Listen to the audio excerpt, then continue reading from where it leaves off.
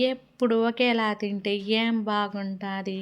అప్పుడప్పుడు డిఫరెంట్ బిర్యానీలు ట్రై చేస్తూ ఉంటేగా మీరు మా నెల్లూరులో మిస్టర్ బి చిట్టుముత్యాల్లో ట్రై చేయండి సామి.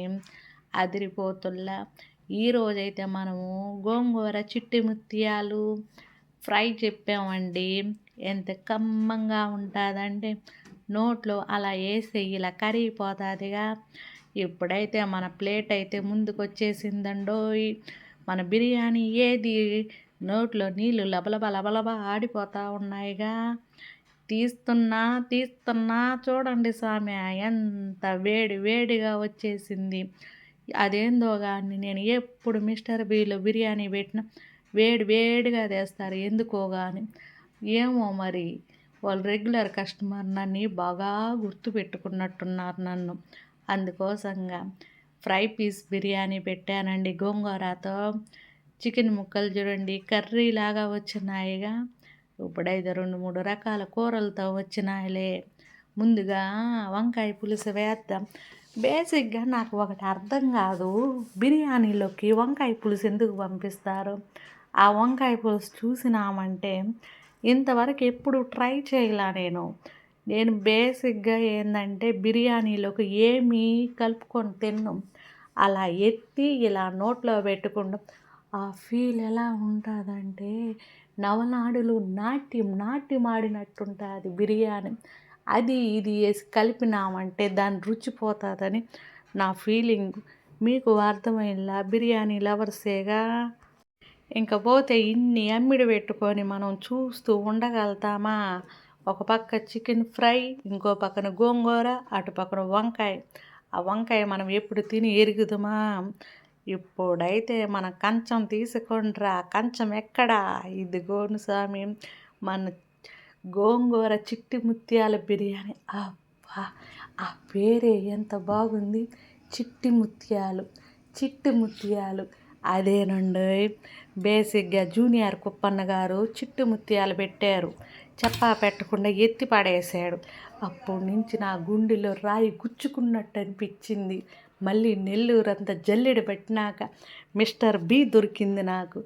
ఆ రోజుటి నుంచి ఈ రోజుటి దాకా నా నాలిక మీద ఉండే దూలని ఈ చిట్టి ముత్యాలతో పోంగొట్టేస్తున్నారండి. మీరెవరైనా నెల్లూరులో ఉంటే కంపల్సరీగా మిస్టర్ బి చిట్టి ముత్యాల ట్రై చేయాల్సింది. రుచిలో మాత్రం అమోఘం. తింటూ ఉంటే నీకు కమ్మతనం అమ్మతనం రెండు గుర్తొచ్చేటట్టుంటుందిగా. అలాంటి ఫీల్ తెస్తుంది. అయితే జూనియర్ కుప్పన్నతో పోటీ పెట్టడం తప్పు సుమి. ఎవరి టేస్ట్ వాళ్ళది, వీళ్ళ టేస్ట్ వీళ్ళది, జూనియర్ కుప్పన్న టేస్ట్ జూనియర్ కుప్పన్నది. ముక్కలు అయితే బోన్లెస్ అయితే అస్సలు నచ్చదండి నాకు. బోని చికెనే, అది కూడా ఎముకల నుంచి కొరికి తింటా ఉంటే మన పొళ్ళుకి పని పెట్టినట్టుంటుందిగా. బోన్లెస్ ఏంటంటే పాప్కార్న్ తిన్నట్టుంటుంది. I don't like this. ఇప్పుడైతే మన బిర్యానీ అయితే సగం తిని పడేసాం. వేడిగా వస్తుంది. అది కూడా నేను ఎలాంటి టైంలో ఆర్డర్ చేస్తానంటే బాగా ఆకలేసిన టైంలో ఆర్డర్ చేస్తా.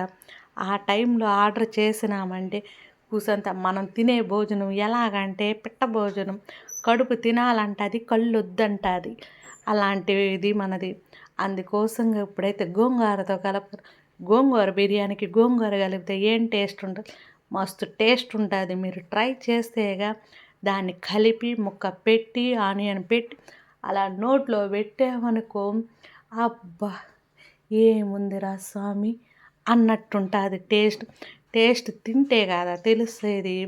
ఇప్పుడైతే మన చికెన్ ముక్క మీద అలా నిమ్మకాయ పిండుకొని ఒక్కోటి తీసి అలా నోట్లో పెట్టుకుంటూ ఉంటే ఇప్పుడు మన ఫుడ్ అయితే అయిపోయింది. మన పిట్ట భోజనం అయిపోయిన తర్వాత ఇప్పుడు మనం మజ్జిగ పోసేసామంటే కడుపులో వేడి గీడి ఏమన్నా ఉన్నట్ట పడిపోతుంది.